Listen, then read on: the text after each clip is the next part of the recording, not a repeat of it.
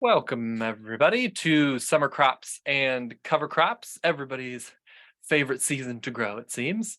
I am Dean Gunderson, the Director of Education here at Seed St. Louis, and we are going to talk about all of those summer crops that everybody loves. So first, we're going to talk about kind of timing your warm season plants, so kind of the appropriate time to plant, which is a little trickier than it may seem. Then I'm going to go over cover crops because most of you are probably here for the summer crops part, but I'm going to kind of quickly go through cover crops over the summer. And then I'm going to talk about extending the cool season. So that's another brief thing where we're going into the heat of the summer. Looks like Sunday is going to be 90 degrees.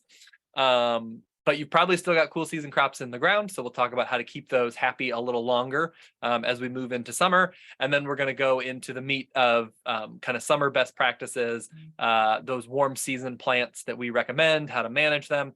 And then lastly, depending on how much time we have, we'll touch on dealing with pests. We also have a dedicated pest management class that I think is next week, where we'll be talking about that in much more depth, but we'll talk about a couple tonight if we have time to do that. So first, timing. So if you're in St. Louis, these dates will be helpful, but if you're not, kind of how we get to these dates that are important is partially we're looking at hardiness zone. So hardiness zone is one thing that is actually just a measure of, on average, what is the coldest temperature you get in the winter, which doesn't actually tell you when to plant summer stuff, but it gives you kind of a general idea. Generally, the farther south you are, the higher your hardiness zone number is, which means the warmer you are in the winter. Just doesn't get as cold. The farther north you are, the lower your zone, which means that it gets colder in the winter. So here in St. Louis, we are dancing right in the middle of zone 6, according to the official numbers. But in reality, we're really much closer to zone 7. We used to actually be on the edge between 5 and 6. They now admit that we're in the middle of zone 6, but we're really closer to the edge of zone 6 if you actually look at the numbers. Because what zone 6 means is that you get down to like -10 every winter. Except the last time it was that cold in St. Louis, I was 3. So we're obviously we're not really there anymore. Zone 7 means that basically you just get down to 0 as your coldest. We do get below 0 still. Usually 1 or 2 nights a year we'll get a couple degrees below 0. So that's why we are still in zone 6, but we're getting pretty close to zone 7. And most predictions kind of show that we will probably solidly be in zone 7 within the next 20 years. Unfortunately for us, even though we are getting warmer in the winter, our last frost hasn't really moved up any. So our planting date for warm season crops, which is dictated by that last frost date, hasn't actually changed all that much. So our last frost date, which means the time at which you are pretty safe to assume there's not going to be any big frosts after that date, is April 15th. And then our first frost, as in the point at which you can expect that you're going to start seeing frosts pretty soon, is kind of mid to end of October. So like October 20th is, I think, the official date. So what that means in our climate with those frost dates is that you're really doing cool season crops, which is not what we're really going to be talking about tonight, but your cool season crops will be March, that you'll be planting most of those, and then you'll be again planting them in July and August for the cool parts of fall to be maturing. Whereas the warm season crops, you're planting in April and May, which is why we are talking about them today.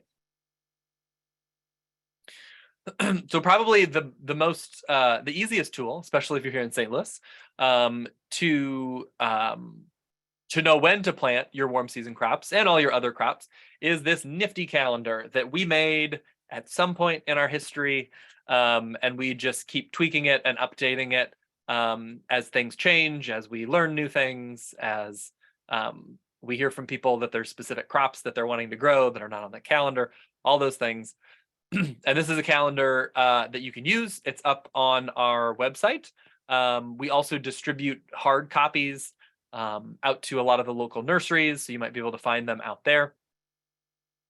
And what this shows you is a bunch of different stuff. But for warm season crops, what you're looking at is when you can plant the seeds. So this little seed icon is when, if you're going to be direct seeding seeds into the ground, not as plants, but into the ground, that little seed icon tells you when it's the time to do that, when you can start doing that. And then these slashed lines, the diagonals, show that you can start seeding here and you can do it at any point in this window. The little shovel, the little trowel, tells you when you can transplant a seedling into the ground. So, here for basil, it's saying that it's safe to do that right around the beginning of May.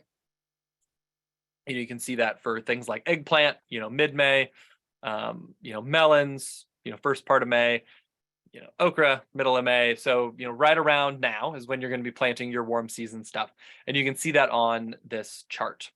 If you're in another hardiness zone, if you're not in St. Louis, you can use this same idea, but you would just slide the dates based on when your last frost date is. So you can see this dashed line here. This is our last frost date, April 15th, like we talked about in the last slide. So if your last frost date is April 1st, you would just slide everything 2 weeks earlier. So cover crops, before we get into all the vegetables and everything, in case you want to know about cover crops, here we go. So a cover crop is simply a plant that is grown for the protection and enrichment of the soil. So these are not things that you're growing to eat. These are things that you are growing for the soil, is all a cover crop is. Cover crops are then generally killed on the surface, or they are incorporated into the soil before they mature. So before they die, produce mature seed, all of that, when they're still green. So they're also called green manures sometimes, because you're having a green material that you're growing for fertility of the soil, in a way that we sometimes apply manure to fertilize the soil. So that is all that a cover crop is. There's lots of different benefits of cover crops that we're not going to go too much in detail in, although if you have a question about one of these, for sure throw it in the Q&A and we can touch on it at the end. But cover crops can potentially help with a lot of different stuff in terms of enriching the soil, stabilizing the soil, reducing pest pressures, lots of different stuff that they can do depending on what you're growing, what your goals are, all of those things. But generally, when people think about cover crops, they're thinking about them over the winter. They're thinking, oh, I can grow something in the middle of winter when I don't have vegetables in the ground. What we're talking about today is warm season cover crops. So, which is something that a lot of times people don't think about. So why would you want to be planting cover crops right now? You might not be there during the season. So cover crops in the summer are popular at schools sometimes. So if you have a period where you're not going to be in the garden, or you're going to be going on a long vacation or something like that, or family emergency, something where the garden is going to be kind of dormant in the summer, you can grow a cover crop, which can help prevent lots of weeds from taking over that might be throwing lots of seeds or filling up the bed with Bermuda grass, or or something like that, if it's just left empty. The main reason that I grow warm season cover crops is that there's a break in my growing season. So, if I'm growing a really long maturing spring crop like cabbage, let's say, where, I'm not harvesting cabbage till like middle or end of June sometime. And then I want to be planting carrots for the fall, and you start doing that in like mid-August. And so there's not enough time to be growing tomatoes or, beans or anything in that, month and a half window, but there is enough time to do a warm season cover crop, which will again help keep weeds down. If it's something like buckwheat, it's going to be flowering and, benefiting beneficial insects, all those different things.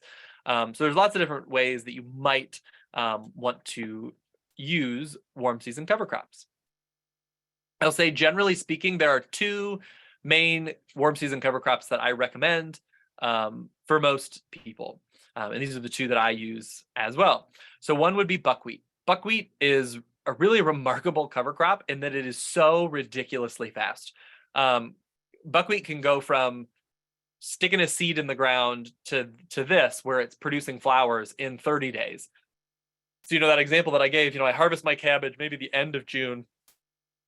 I plant buckwheat, and by, early to mid-August, it's producing flower and it's ready for me to cut it. And then I can plant my carrots. So it can be killed or tilled in 30 to 60 days. Cowpeas, I really like for a longer period of the summer. If you have a bed that's going to be laying fallow, during your school summer break, or you're gone for several months, cowpeas are really good for that because they take a lot longer to grow. Or well, they don't take longer to grow. They grow really fast and they'll suppress weeds really quickly, but they don't mature. They don't produce seeds and die as quickly as buckwheat does. So they can be in the ground for 60, 90, even longer potentially before you kill them. You can plant them anytime that you are after the last frost date and the bed is available. If you're going to plant it, you just want to do what you would do planting anything else. Weed the bed. You can add compost if it's time to do that. You can either till the soil or just kind of break it up with a shovel or whatever it is that you do to prepare your bed. And then you can either broadcast, as in just kind of sprinkle the seeds around and then rake it into the soil, or you can plant in rows just like you would with any other crop. Just following the spacing recommendations on the seed packets that you get. And then when it comes to killing them, the other reason why I really like buckwheat and cowpeas as a warm season cover crop is that killing them is really easy. A lot of cover crops that people talk about are grasses, and grasses are really hard to kill. That's how you can, have a lawn where you mow once or more per week, every week, year after year, and the grass is still alive. But with buckwheat and cowpeas, if you just cut them at the ground level, they're dead. Especially if they are starting to flower. If you cut them, they're going to die. This is where there are some other cover crops that can provide a lot more biomass, can potentially provide more benefits to your soil, but are really hard to kill. So in the summer, so this would be things like Sudan grass or sorghum, unbelievably productive, very good for your soil, but really, really a pain to get rid of if you're wanting to plant stuff in the fall. Winter will kill them. But if you're like, I'm going to plant some carrots after I kill this sorghum, I don't think you are. They're pretty, you need some heavy duty equipment generally to kill them. But with buckwheat and cowpea, you just cut them and they're dead. All right. So talk about warm season gardening, not cover crops. A couple things to think about for our Midwest summers. Summer gardening is really all about correctly managing heat, water, and pests, which, most gardening is, but especially here. And when I'm talking about water, I'm talking about actually watering the plants, but also humidity. Dealing with overwatering is another big problem because of disease. That extreme amount of humidity and heat at the same time can create lots of pest and disease pressures against these crops. And because of that, you don't want to crowd them. You don't want to plant things too closely. It's really, really easy with summer crops to plant things closer than the packet tells you to, because they look so small when you plant them. And it seems like they're planted, like the spacing is too far, but you really want to have them spaced far enough apart that they're not going to be smashing into each other, because that crowding is going to increase the pest and disease pressures. And also doing things like using mulch to cover your soil is going to help deal with the heat and water stress of summer. So first, before we get into planting the summer stuff, you probably have some cool season vegetables still in your garden. Cool season plants are simply those that are planted before the last frost date, because they are plants that can handle frost. Warm season crops, by definition, cannot handle frost. For the most part, these cool season crops, they can handle frost, but they cannot handle extreme heat. And so they will generally die, or they will produce seed when it starts getting really hot. And so, usually you're ripping them out at some point in the summer. There are, however, 3 exceptions to that rule. And those 3 are collards, kale, and chard. So these are unique in that they can be planted really at any time, although in cooler weather is ideal. Planting them in July, they're not going to be, super happy, but they will grow. But you can plant them anytime. There's no too late for planting chard, collards, or kale. And they will grow pretty much from March until November or even later, depending on how mild our fall is. And they will grow all summer long. They're not going to grow very much. They're going to slow down when it gets really hot, but they will survive and they will continue to grow at a slower rate. But if you're wanting to extend your cool season, when we start getting into these warmer weeks coming up, and your cool season crops maybe haven't matured yet, or you still want to be harvesting from them, there are ways to protect them. And the main ways to do that are techniques to try and reduce the temperature or heat stress on your plants. One of the most important things to do that is mulch, adding mulch, just any dead plant material, whether that is weeds or straw or leaves or whatever kind of mulch material you can get. That's going to help keep the soil cooler and also keep the soil more moist, both of which are very beneficial when plants are dealing with heat stress. And you want to make sure that they are well watered. Not like, you don't want to drown them, but you don't want them to be drying out, because that drying out is stressful and it makes the heat more intense for the plant. This can only work for so long. Doing these things, mulching, watering, you can even add, kind of like shade covers over. It will help keep them cool. But, when we start getting into stretches where it's 90 plus degrees day after day, week after week, it doesn't matter. They're going to succumb. They're going to bolt. They're going to die. Something's going to happen. So you want to, keep an eye on that. And if they start bolting, if they start going to seed, it's time to harvest, because they're not going to get any better for you at that point. They're done producing leaves or roots or whatever it is that you were wanting them to do. They are making babies at that point. So for your warm season vegetables, these are vegetables that can grow from summer through fall. So this is where that first and last frost date is really important, because they can't handle frost at all. So they can grow basically from that last frost date until the first frost, which will kill them. So young summer plants won't grow well and can die in cool weather. So do not plant them earlier than you should. It's very easy to do that. It's very easy to get excited. It's very easy to look at the weather, especially in St. Louis, and be like, it's 90 degrees. Obviously, it's time for warm season crops. But that's not always the case. It was 90 degrees, 3-4 weeks ago, and then it was like 20 degrees the week after that. So you really want to wait until at least mid-April. But really, for a lot of these plants, it's better to wait until May. Because although we might not get a frost, the soil is still pretty cold. Whereas generally when you get to that kind of first, second week of May, generally the soil is a little warmer. The plants are going to be happier.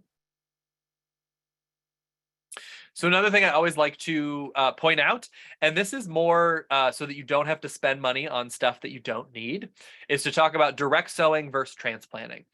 So if you go to nurseries, a lot of nurseries now, you can buy virtually any vegetable as a seedling. And a seedling is just, what you're seeing over here, little plants in a pot. Like, you can get anything as a seedling, but that doesn't mean it's valuable, useful, or even a good idea to grow everything as a seedling. From the plant's perspective, maybe you want to have seedlings because you don't know what the plants look like and you feel more comfortable doing seedlings, and great, go for it. But if you're buying seedlings, everything is a seedling because you think it's better, or the plants are going to grow better, or something like that, that's not true for all plants. For some it is. So that's why I wanted to talk about kind of the difference. So generally speaking, large seeds do just as well or even better planted directly in the ground.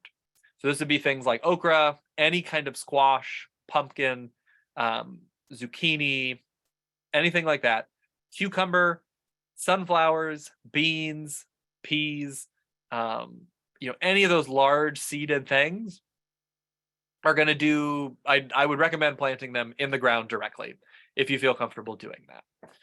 The ones that it really is valuable to you to get seedlings of, because you will get higher yields, because your things will potentially grow faster, they will start producing faster, are things like tomatoes, eggplant, peppers, basil, and sweet potatoes. Those are really the main ones that, those are the ones that it is worth your money, it is worth your time to either grow or purchase seedlings. Pretty much everything else that you plant in the summer, You can plant it directly as seed, save yourself a lot of money. Corn is another one. Don't buy corn seedlings. There's no reason to do it. I assure you that the farmers are not out there transplanting the, however many millions of acres of corn we have across the Midwest. They are throwing seeds in the ground, and they grow just fine. If you're wanting to buy seeds or transplants, seedlings, a couple tips that I have for you. One is to look up the variety names of the plants that you have, or the plants that you're looking at. Don't necessarily just trust what the catalog is saying, partially because those catalogs are probably not from here. If you read a catalog description and it says super heat tolerant, and you're like, that's great, it's hot here, I'm going to grow this, it'll do well. If that catalog is from Maine, that description means literally nothing to you. They don't have heat up there. Like, I mean, our day today would be a really hot summer day. And so, you really need to know kind of where these descriptions are coming from. So keeping record of that. And even if you don't know, it's very helpful to just keep a record of what varieties you planted, so that if you're like, this variety was terrible, then you don't waste your time and money next year buying the same one. And if you had one that did really well, then keep track of that too, so that then that's what I want to plant next year. When you're able, select locally adapted varieties. So we have varieties that we recommend that's based on our experience, or if you're talking to any local farmers, kind of ask them what varieties it is that they're growing. If you're at the farmers market, if they got some carrots, the carrots look really good, ask them what kind of carrots they are. I mean, they know, they bought the seeds and planted them, and I'm sure they'd be happy to tell you. So, try growing those locally adapted varieties. Extension agencies will usually also have recommendations that can be a good starting point. They're giving recommendations kind of for a whole state. So just because something does well in, Springfield, Missouri, doesn't necessarily mean it's the best one for St. Louis, but it gives you a better idea than reading somebody's description from Oregon. So those can be good places to start if you're trying to figure out what varieties to buy and grow. And if you're buying the actual seedlings, kind of same thing, look up varieties, kind of know what you're buying, or at least keep a record of what you're buying. And then just generally look for seedlings that look healthy. They're not yellow, they're not droopy. They're not, and this isn't super helpful generally, but they're not too big or too small for the pot. So like this is about what it should be. If this seedling was like 4 times as big and it had still just this little tiny bit of roots, that plant's going to have a hard time transitioning to the ground. And the same thing if this is just a little itty bitty tiny teeny thing in this pot, it's going to be hard. It's going to literally be hard to transplant it, because as you pull it out, the soil's all going to fall off. Herbs are a little bit different in that regard, perennial herbs, and that their roots tend to get bigger than the top when they're little. So those sometimes look a little smaller than you would think. If you are growing your own seedlings, hardening off is another important thing to know about. If you're buying seedlings from a reputable nursery, you shouldn't need to do this. But if you are growing your own seedlings, you are going to need to do a process called hardening off. So all this is simply a way of getting plants used to life outside. Because if they've been living their whole life inside is a really cushy life. That's why we spend, trillions of dollars and are literally destroying the planet so that we can have an inside. It's because it's nice in here. And so the plants are not used to how hard it is outside. And so if you have them inside all the time and then you just throw them outside and you're like, live out here 24/7 now, a lot of times they're just going to die.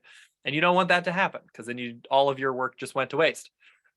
So for about a week before you want to plant them in the ground, you want to just kind of gradually introduce them to life outside. So that could be, putting them out. If it's a, relatively mild day, that could be putting them outside, but starting them off somewhere that is partial shade, because it's not just the temperatures, it's the intensity of the sun. The sun is a very intensive and very intense light. And if they're used to just some grow lights or a sunny window or something inside, and you just put them out in the sun, they're gonna burn, just like we do when we go outside, after living inside all the time. And so you need to kind of gradually introduce them to full sun and also to temperatures. So, like today and tomorrow are pretty mild. And so you might be able to just put them outside and leave them outside, but not if it's in full sun. It needs to be kind of a partial sun. But if it's colder outside than it is inside, or it's a lot hotter outside than it is inside, you're also going to want to kind of moderate the temperatures. So if it's really hot, you'll want to put them kind of in full shade and then kind of gradually introduce them to the sun. Or if it's cold, you're going to want to put them outside and then bring them inside at night so that you don't get that big shock. And then by the end of the week, you're leaving them outside the whole time. If you're going to be transplanting your plants, it's about the same as transplanting any other plant, and that you want to dig a hole that's a little wider than the pot. And for these, actually a little deeper, we recommend specifically for tomatoes, peppers, and eggplants. You want the hole a little deeper because those are the three that we recommend that you do add a little bit of fertilizer. So like a granular fertilizer for tomatoes specifically, it works well for all three of those. And then if you have ever had blossom end rot, which is where like the bottom of a tomato or a pepper fruit kind of turns black, starts kind of almost rotting on it. So blossom end rot is not an infection. It's not a disease. It's a nutrient deficiency. And it's a nutrient deficiency of calcium. So I would recommend not only putting fertilizer, but if you have blossom end rot issues, I would also put crushed eggshells in the bottom of the hole for tomatoes and peppers. If you don't have eggshells, you can also add like bone meal, or you can add agricultural lime. They sell like garden lime, which is a crushed up limestone. All three of those are great sources of calcium. And then you put a little bit of soil back on top of that so that the plant is not going to be touching any of the fertilizer. And then you stick the plant in the hole. And for all plants except tomatoes, you want to make sure that they are planted at the same depth as they were in the pot. So, if the pot soil level is here, you don't want the ground soil level to be here. You want them to be even. For tomatoes, you can actually bury most of the stem, and they'll send out new roots. But for all other plants, you don't want to be burying the stem, and you don't want roots exposed to the air either. And then you can just kind of press gently around the plant. You're not packing the soil, you're just kind of firming the soil around it. And then water the plant gently until you start seeing water pooling on the soil surface. So then some of the plants that we like for summer gardening. One of my favorites, because they're some of the easiest to grow, are pole and bush beans. So these would be things like green beans. You can also grow them as dry beans, but most people are growing them as green beans. These are actually some of the only ones that you can start kind of right after the frost. They're a little bit more forgiving of colder soil temperatures, so you can start planting these, in late April.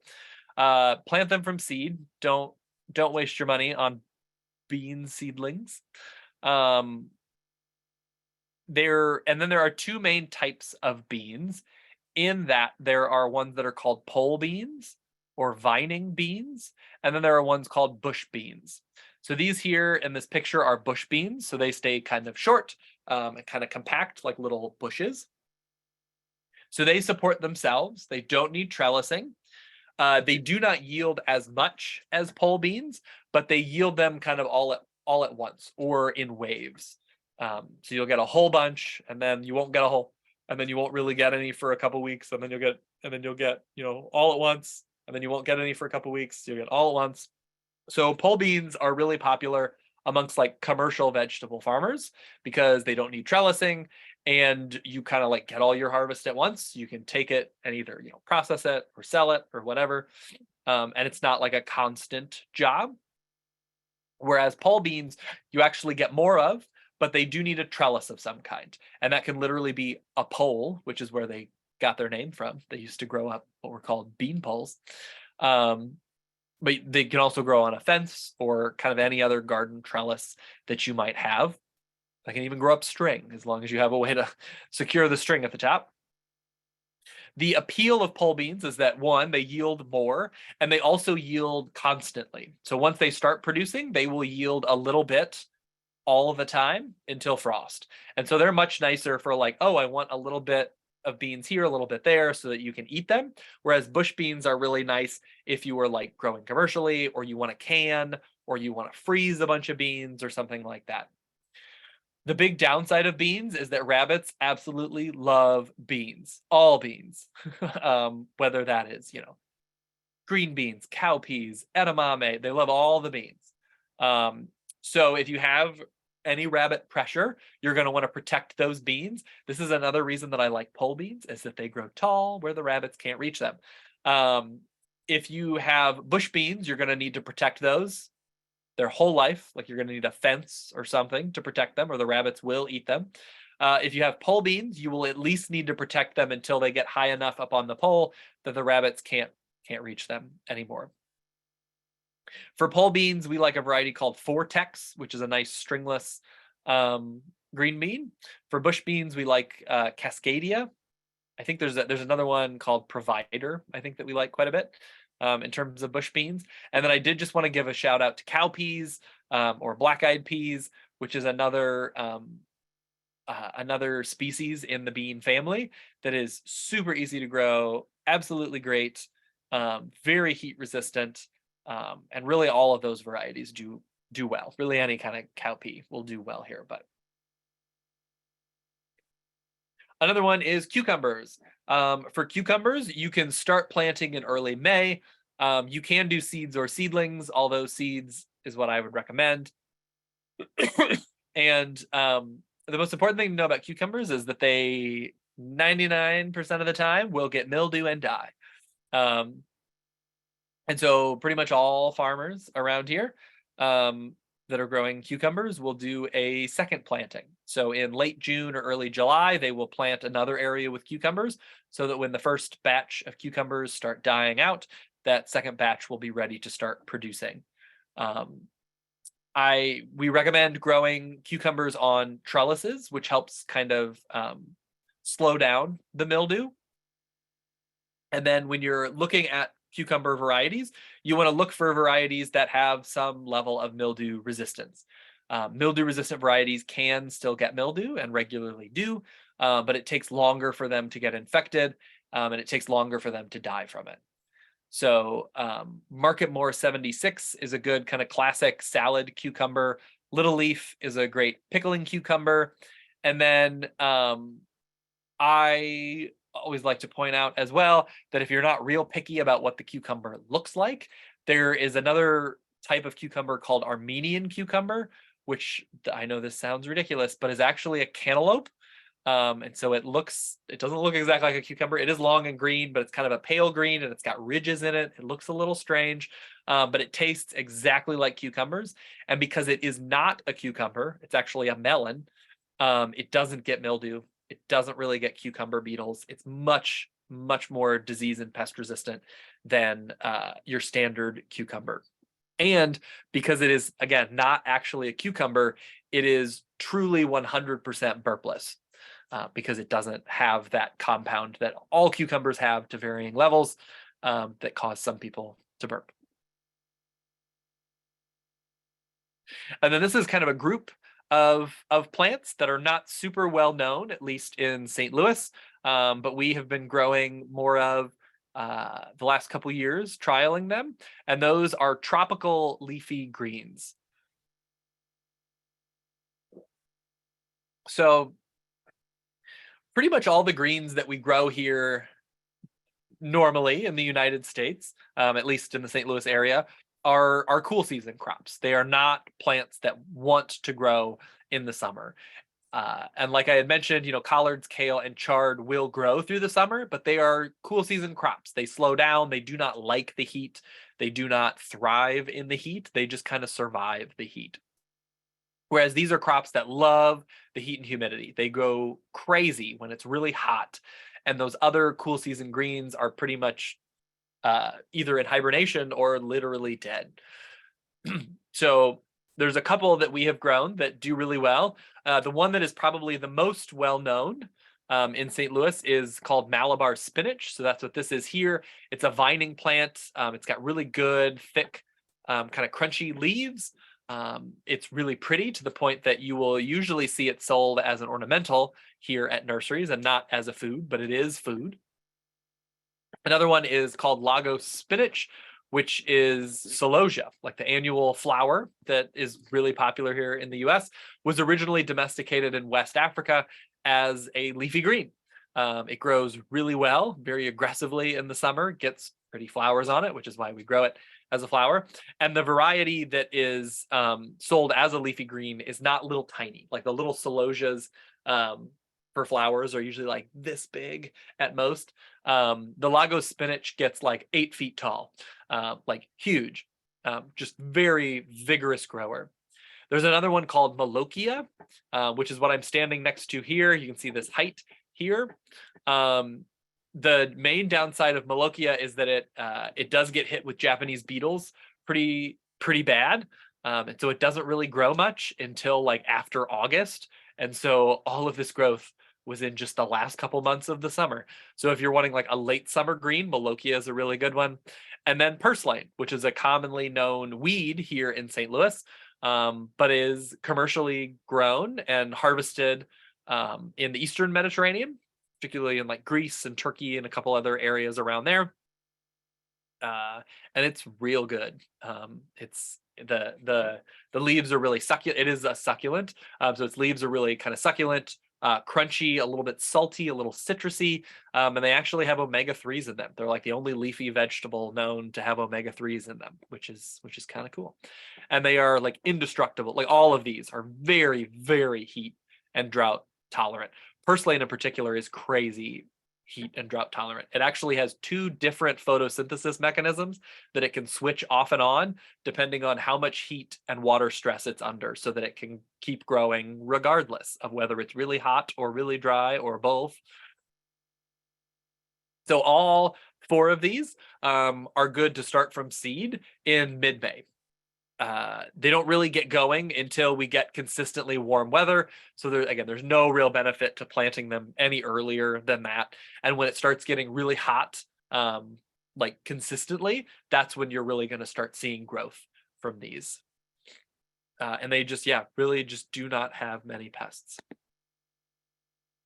Melons are another one that, who doesn't like a good melon?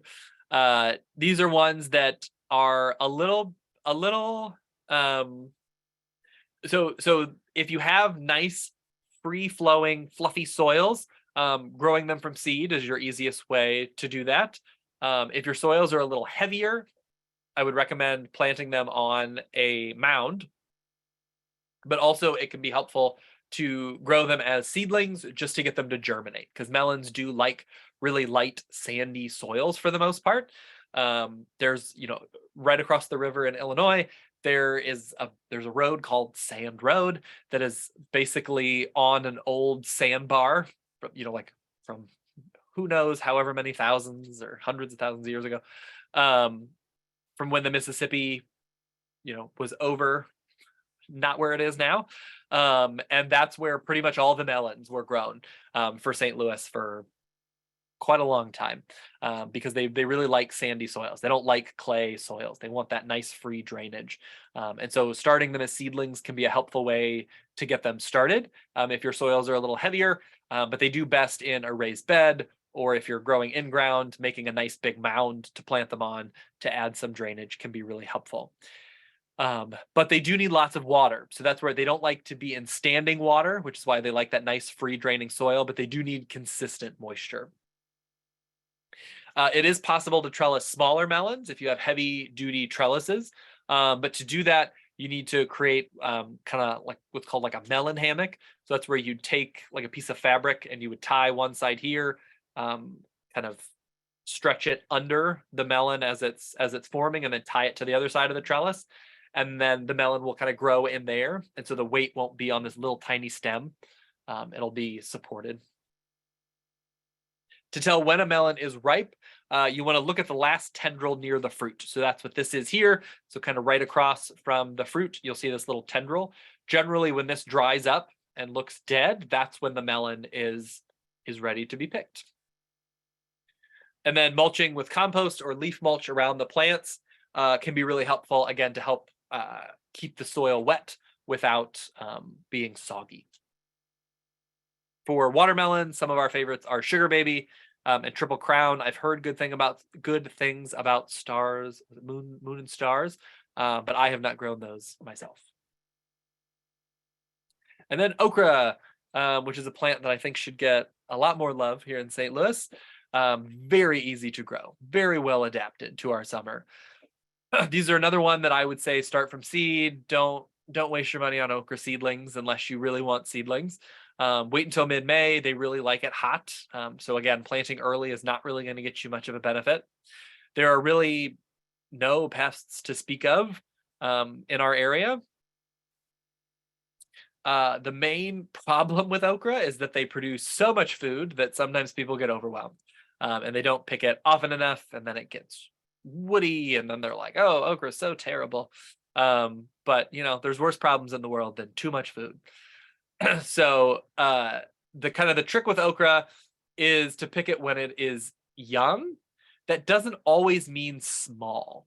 There's this belief, and we put it here, no larger than 4 inches, and that's kind of like market wise what a lot of people want. But a lot of that is because of this idea that if it's big, it must be woody, and that's not always the case. There's generally a correlation there, but I wouldn't say just because it's bigger than 4 inches automatically throw it away. Give it a feel. You can kind of squeeze it, and if it's woody, you can tell. If it still feels tender, it's fine to eat bigger okra. I eat real big okra a lot of times because I'm not out at my garden every single day, which is kind of what you got to do if you want to make sure that you get every single one 4 inches or smaller. But give it a feel. Feel if it feels tender, and if it does, eat it. And if it doesn't, cut it off, throw it in the compost. Because if it's woody, it's like trying to eat a stick. They're not good. And then sweet potatoes. So sweet potatoes, you can start planting in May. Generally, you're going to want to be planting them from what are called slips. So that's these little kind of plant vine pieces. You're not going to be planting like a piece of the root in the ground or seeds or anything like that. You're going to be planting these little slips. Beauregard is kind of the standard variety around here. It's really reliable. We know it does well. There are other varieties that we've grown that do well, but generally Beauregard is kind of the standard. You can really harvest whenever you want, but you need to do it before the first frost in the fall.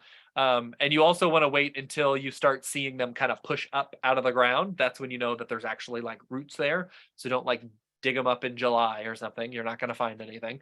But once they start popping up out of the ground, that's when you can start harvesting them. But you want to make sure that they all get out of the ground before your first frost. Because if the ground freezes, the roots are going to turn to mush. They're not going to be good. When they are first planted, you want to water well and keep the area weeded. And again, protected from rabbits. Rabbits also like sweet potatoes. But once sweet potatoes get established, they're pretty low maintenance. If it's really dry, water them, but they don't need a huge amount of water. And once the vines get growing over the soil surface, they don't need a whole lot of weeding. They're pretty easy to grow. And then also, I always like to point out that the greens, like the leaves, are also edible and really good all summer long. If you harvest all of the leaves or a lot of the leaves, you're definitely going to see a much smaller root harvest. But if you're picking just a couple leaves here and there, or if you've got vines that are growing out of control that you're needing to cut off anyways, give them a nibble. They're pretty good. They're tender enough and mild enough that they're okay to eat fresh. But I tend to think that they're better cooked. Zucchini and summer squash. These are other ones that, again, I would recommend planting from seed in early May.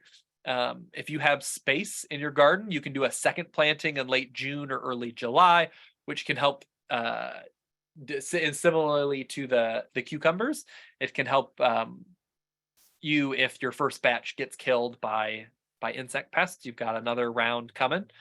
Mulch with compost or leaf mulch around the plants after a few months. If you have any serious pest problems, try tromboncino squash. I love tromboncino squash. I don't even grow zucchini anymore. It just has too many pests. Tromboncino squash is much more resistant than any other summer squash. But some good varieties if you really want to grow more of those classic classic, zucchini, crookneck are these that you see down here. And then winter squash or pumpkins, which are just a subclass of winter squash. You're going to plant these from seed in May. They will grow all summer, and then they will start ripening in about September. So they're going to grow kind of all summer. You're going to take care of them, but you're not going to be harvesting anything until the fall. To see if it's ripe, you can use your fingernail, just like your thumbnail, and just kind of press on the skin. You don't need to be like real aggressive with it, but kind of try and push into the skin. And if you can't puncture it, like if it's not like breaking in and you're like actually cutting into the skin, then it's probably right. If you're growing smaller squash, like where the pumpkin or the winter squash itself is a small type, you can trellis them on heavy duty trellises, just like we talked about with the melons. It can be good to do little hammocks to brace them. Seminole pumpkins don't need hammocks and they trellis great, but their stem is just really tough. They were bred to climb trees, so they don't have hammocks because no one's up there in a tree doing that. And if you have pest problems, again, with your winter squash, I would highly recommend Seminole pumpkins or just moschata squash in general. So butternuts are easier to grow than like acorns, but there's lots of moschata varieties of winter squash out there. Seminole pumpkin is just my personal favorite because they store forever, like almost 2 years, forever. For butternut squash, we like ones called honey nut and Waltham. And then for pumpkins, New England does okay if you're looking for like more conventional varieties. Eggplants. Eggplants are normally transplanted, not direct seeded. They grow way too slow to do direct seeded. I've tried. You're going to plant them in early to mid-May. Use a tomato cage or a post to hold them up. They need a lot of water. If the leaves are brown or limp, most likely they don't have enough water. And then, like I mentioned earlier, I plant them with a little bit of fertilizer, and you harvest just when the fruit is full size. So once the fruit is not getting any bigger, it's ready to harvest.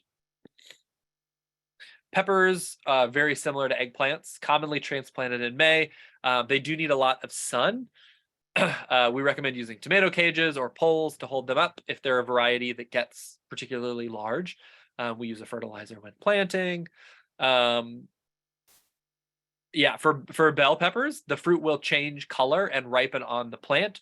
You can pick it whenever you want. A green bell pepper is just an immature bell pepper. So you can eat them at any stage of color. You don't need to wait for a certain time. And then I also like to point out, oh, no, I got it here. So leaf curl, like if the leaves start curling up, that's a sign of stress. In peppers, a likely cause is a calcium deficiency. So that's where, again, adding bone meal, eggshells, or lime to the hole in the future or to the soil surface to try and help this year is a way to deal with that. And with peppers, especially sweet peppers like bell peppers, they are very sensitive to extreme heat.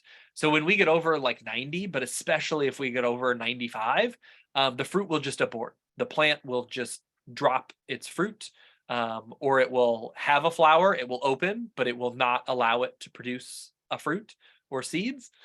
And it will just drop them until the temperatures come back down. So if we have these big, long, hot spells, you're probably not going to be getting any fruit set on your peppers.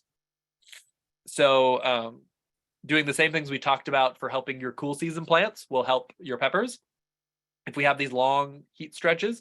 So doing things like mulching, making sure they're watered. You can add kind of a shade cloth or burlap material to shade them a little bit, to keep them a little cooler. Those things can all help with peppers. And also with tomatoes. Tomatoes also have the same problem, which we will touch on. But tomatoes are most often transplanted, but can be started from seed. That's the only way I grow tomatoes now because I don't love tomatoes as much as most people. And so I direct seed all of my tomatoes. But to be successful with that, they need to be like really fast growing, short season tomatoes to really be worth it. if you want a direct seed, but it is doable. Don't let anybody tell you it's not possible. There's two main types of tomatoes. So this is kind of like with the pole beans and the bush beans. There are determinate, which is kind of like a bush where it will grow to a certain size and stay kind of short. And then there are indeterminate. So indeterminate will continue to grow and produce fruit all year long. The determinates will usually do like bush beans, where they'll get to a certain size and then they'll push out a big flush all at once. And then you'll get kind of smaller flushes periodically after that. We'll talk about pruning a little bit. So these are some varieties that we like. We're also doing a variety trial this year to try and replace black crim, just because we are increasingly having problems with it not producing in our extreme heats that we're having in the summer. Generally speaking, though, if you're looking to grow tomatoes, the smaller the fruit of the tomato, the easier it is to grow and the more heat tolerant it is. Slicers, like the big tomatoes, crack more easily. They are more heat sensitive, and they are slower to start producing. So if you're looking for easy tomatoes, generally the smaller fruit is easier. You're going to want to support your tomatoes. You're not going to want to let them just sprawl on the ground. Although, again, I have done that. It is doable. But generally speaking, you're going to want to support them, especially, again, if you have big fruit. Big fruit will just rot if it's laying on the ground. Little tiny fruit, the plant, even if it's laying on the ground, can kind of hold those up a little bit and they do a little better. But you can see there's lots of different ways. Cages are kind of the classic way, although I think they're the worst way to do it because they're a pain to get into and actually see what's going on. You can do Florida weave, which is like this way of weaving string around to make them kind of a two-dimensional plane. You can also, string above plants. And my favorite is just conventional trellis. So just like a fence, and just as they're plant them along the fence and just kind of weave them in and out through the holes of the fence is how I like to grow tomatoes.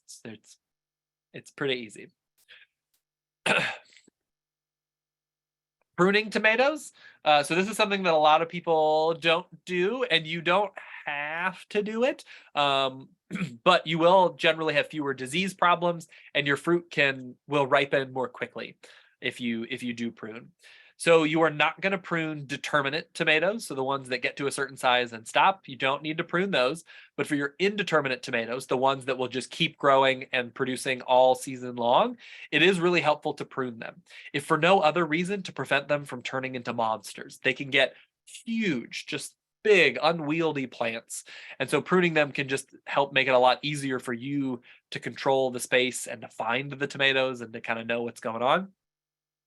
And for the most part, you're going to prune suckers and lower leaves that are touching the ground. So if there's anything that's coming up out of the ground of your tomatoes, or there's leaves that are kind of hanging around on the ground, cut those off because generally those are going to get wet and get infected by disease first. So you're going to have a little bit of a gap so that there's nice airflow on the bottom of your plant.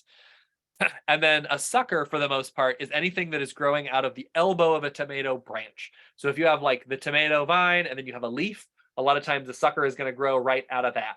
And you just pluck that off to kind of keep just the stalks that you want.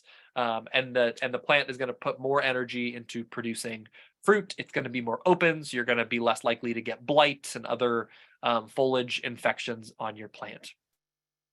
And those suckers are mostly going to be vegetative. They're not going to produce very much, if any, fruit. If squirrels eat your ripe tomatoes, one thing that you can try, it's not always going to work, but one thing you can try is to actually leave water out for the squirrels. Because sometimes, especially if it's like a real hot time of year, which is usually when tomatoes are around, they might not be eating the tomato because they're hungry, but because they're thirsty. And tomatoes are like 96% water. And so they're eating it to really get the liquid out of it. And so if you put water out, sometimes they won't go after your tomatoes.